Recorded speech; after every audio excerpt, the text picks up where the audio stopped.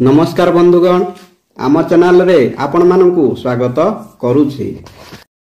ऐरावत हाथी पूर्व जन्मर कहानी भिडियोटी आरंभ करने पूर्व आपण मानकु मोर अनुरोध, भिडियो को गोटे लाइक एवं आम चैनल को सब्सक्राइब करंतु। चलंतु जानिबा दिनकर कथा। हठात देवराज इंद्रंक हाथी ऐरावत खाइबा पीवा बंद करदेले एवं तांको पई इंद्र बहुत व्यस्त होई पड़िले। लागुथला जेमिति हाथी क्रोधरे पागल होई जाइछि। किछि समय परे खाली हाथीटी सुंढ उठाई चित्कार करुथिला। हाथी को देखिबा पई जेउ कर्मचारी थिले सेमाने आसी इंद्रंकु कहिले। हाथी को देखुथिबा एक कर्मचारी महोत्सव भद्र भावरे आसी इंद्रंकु कहिले, प्रभु ऐरावत हठात सुरापान करिछंती। कठिन चेष्टा करिबा परे मध्य से निजकु नियंत्रण करिबारे असमर्थ। इंद्र कहिले, यार कारण कौन होई पारे? आजि पर्यंत यह केबे भी होई नाही।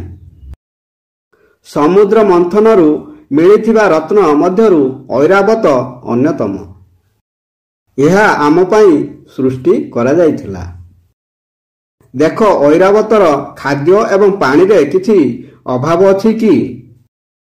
हाथीर महावत नामक जने कर्मचारी कहिला, देवराज, आजि पर्यंत दैनंदिन कार्य अनुसार तांको ठीक समय रे खाद्य एवं जल दिया जाउथिला, किंतु आज से एहाकु स्पर्श करि नथिले।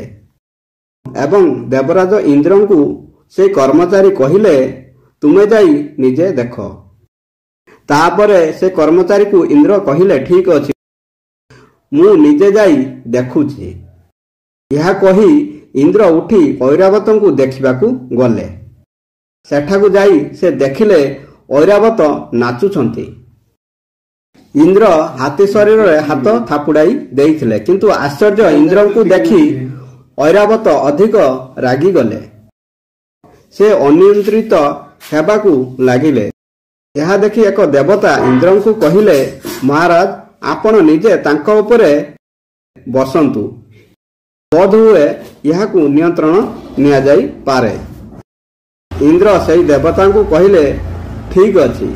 यह कही इंद्र हाथी उपरे बसीगले, किंतु यह कौन? ऐरावत मुंड हलाई मना करदेला।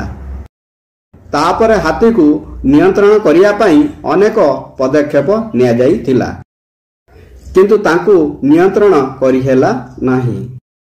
इंद्र विरक्त होई गले। आ समस्त मध्य हाथीर व्यवहार देखि आश्चर्य होई गले। इंद्र बुझी पारिले नाही ऐरावतंक सहित एपरी कौन हेला। से काहींकि मते ता पिठी उपरे बसिबाकु देउ नाही। इंद्र एहा विषय रे चिंतित थिले। सेही समय रे तांको कानरे नारायण नारायण शब्द सुनागला एवं देवर्षि नारद हरिंक प्रशंसा गुणगान करी इंद्रंक सामना को आसिले। इंद्र नारदंकु अभिवादन जणाइले।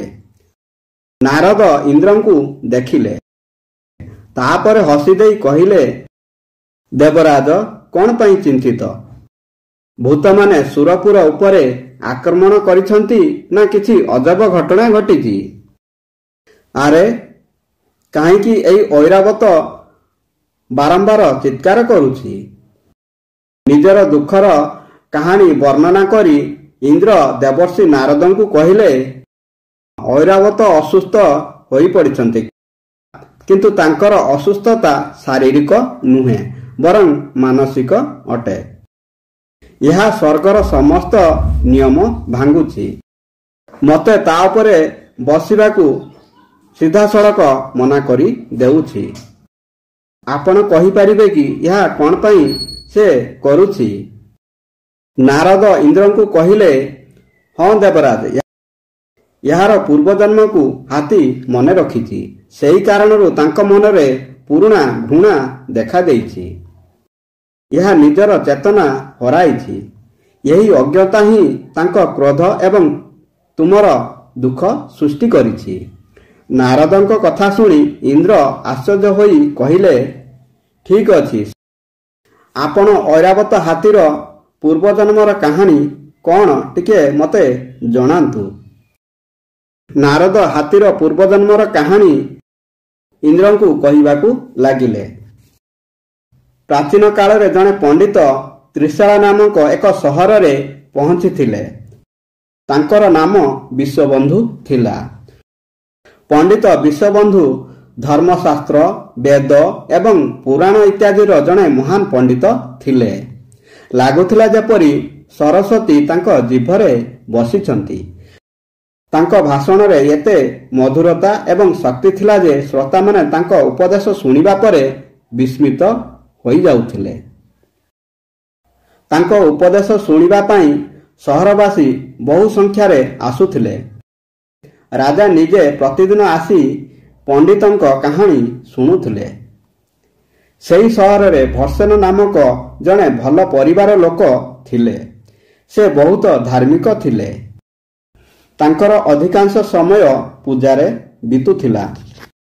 ଭର୍ସେନ ମଧ୍ୟ କିଛି ଦିନ ପଣ୍ଡିତଙ୍କ କାହାଣୀ ଶୁଣିବାକୁ ଚାହୁଁଥିଲେ, କିନ୍ତୁ ତାଙ୍କର ସମୟଗୁଡ଼ିକ ଭଗବାନଙ୍କୁ ଜପ, ଧ୍ୟାନ ଏବଂ ପୂଜାରେ ବିତୁଥିବାରୁ ସେ ସମୟ ବଞ୍ଚାଇ ପାରୁନଥିଲେ। ଦିନେ ପଣ୍ଡିତଙ୍କ ଜଣେ ଶିଷ୍ୟ ତାଙ୍କୁ କହିଲେ, ଗୁରୁଜୀ, ତୁମର କାହାଣୀ ପୁରା ସହରରେ ଲୋକପ୍ରିୟ ହୋଇଛି। ସମସ୍ତ ସହରବାସୀ ଆପଣଙ୍କ ଜ୍ଞାନକୁ ବହୁତ ପ୍ରଶଂସା କରୁଛନ୍ତି। ଶିଷ୍ୟଙ୍କର ପ୍ରଶଂସା ଶୁଣି ପଣ୍ଡିତ ବହୁତ ଖୁସି ହେଲେ। ତାଙ୍କ ମନରେ ଗର୍ବ ହେଲା। ସେ ଗର୍ବର ସହିତ ଶିଷ୍ୟଙ୍କୁ କହିଲେ, କାହିଁକି ନୁହେଁ, ମୋ ପରି ଜଣେ ବୈଜ୍ଞାନିକ ଏବଂ ପଣ୍ଡିତଙ୍କ କାହାଣୀ ନିଶ୍ଚିତ ଭାବରେ ଆଶ୍ଚର୍ଯ୍ୟଜନକ।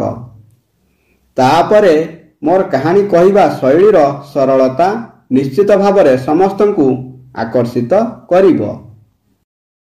ଏହା ଶୁଣି ଶିଷ୍ୟ କହିଲା, ଗୁରୁଜୀ, ମୁଁ ବହୁତ ଦୁଃଖିତ।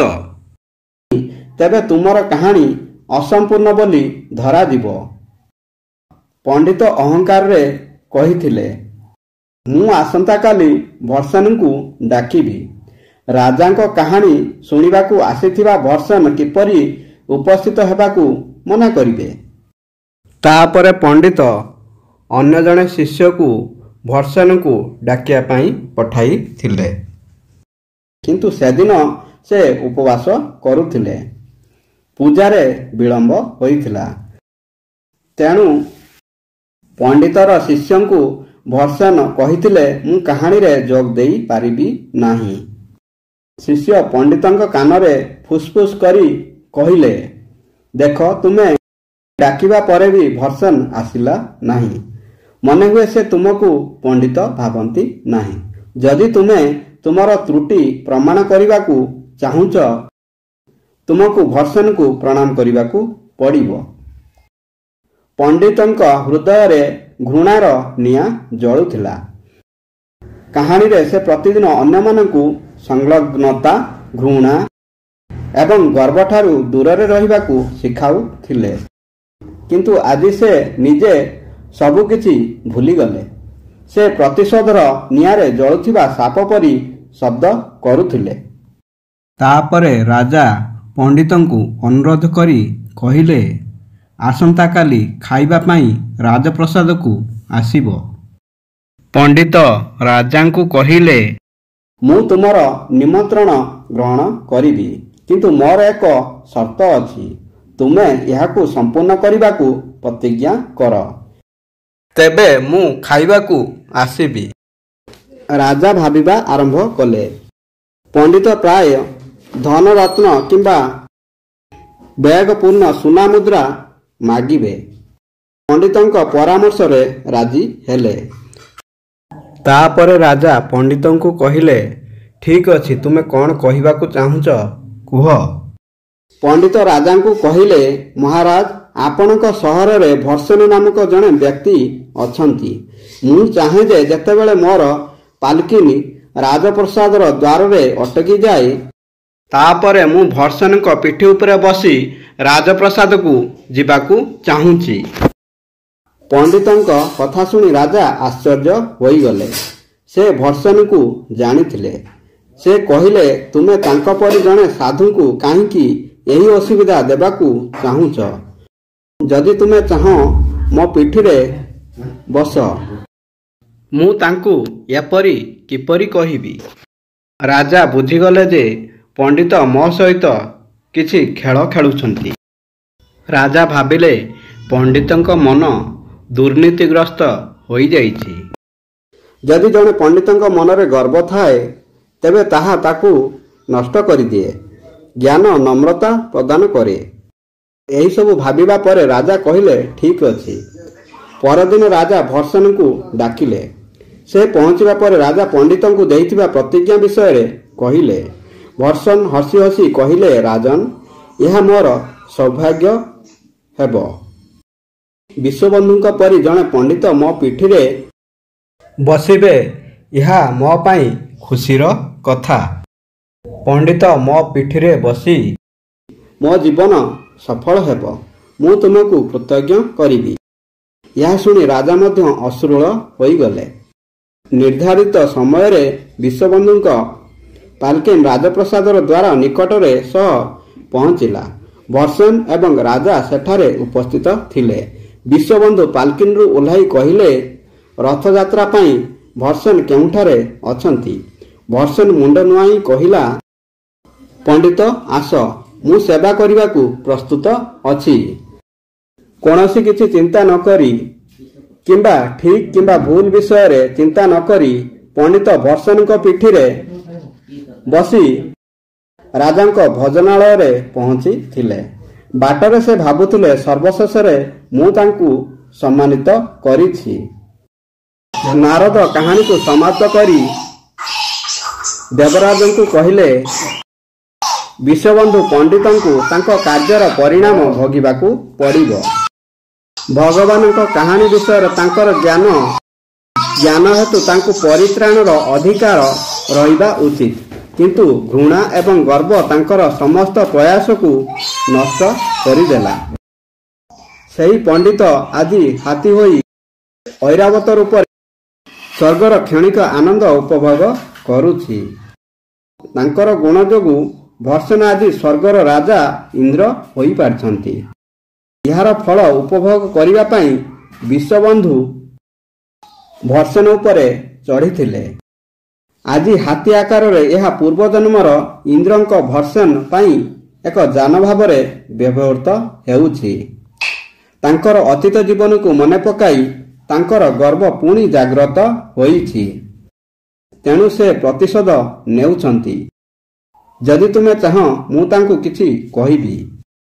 ଇନ୍ଦ୍ରଙ୍କ ଅନୁମୋଦନ ପାଇବା ପରେ ନାରଦ ଐରାବତ ଆଡ଼କୁ ଚାହିଁଲେ। ନାରଦ ଆଗକୁ ବଢ଼ି ଐରାବତଙ୍କ କାନ ପାଖକୁ ଯାଇ କହିଲେ, ତୁମେ ତୁମର ପୂର୍ବଜନ୍ମରେ ଯାହା କରିଛ ତାହା ଭୁଲି ଯାଇଛ କି? ତାହେଲେ ତୁମେ ତୁମର କର୍ତ୍ତବ୍ୟରୁ ବିମୁଖ ହୋଇ ତୁମର ପରବର୍ତ୍ତୀ ଜୀବନକୁ ନଷ୍ଟ କରିବାକୁ କାହିଁକି ଚେଷ୍ଟା କରୁଛ? ତାପରେ ଐରାବତର ସୁରାପାନର ନିଶା ଛାଡ଼ି ଯାଇଥିଲା। ସେ ଡେଇଁବା ବନ୍ଦ କରିଦେଲା। ତାପରେ ଐରାବତ ହାତୀ ମୁଣ୍ଡ ନୁଆଇଁ ନାରଦଙ୍କୁ ଅଭିବାଦନ ଜଣାଇଲେ। ଇନ୍ଦ୍ର ହସି ହସି ନାରଦ ଆଡ଼କୁ ଚାହିଁଲେ। କିନ୍ତୁ ନାରଦ ଇନ୍ଦ୍ରଙ୍କୁ କିଛି କହିନଥିଲେ। ନାରଦ କେବଳ ନାରାୟଣ ନାରାୟଣ ନାରାୟଣ ହରି ହରି ନାରାୟଣ ହରି ହରି କହି ସ୍ୱର୍ଗପୁରକୁ ଚାଲିଗଲେ। ବନ୍ଧୁଗଣ, ଭିଡ଼ିଓଟି ଭଲ ଲାଗିଲେ ଭିଡ଼ିଓକୁ ଗୋଟିଏ ଲାଇକ୍ ଏବଂ ଆମ ଚ୍ୟାନେଲକୁ ସବସ୍କ୍ରାଇବ୍ କରିବାକୁ ଭୁଲିବେନି। ଧନ୍ୟବାଦ। ଜୟ ଶ୍ରୀକୃଷ୍ଣ।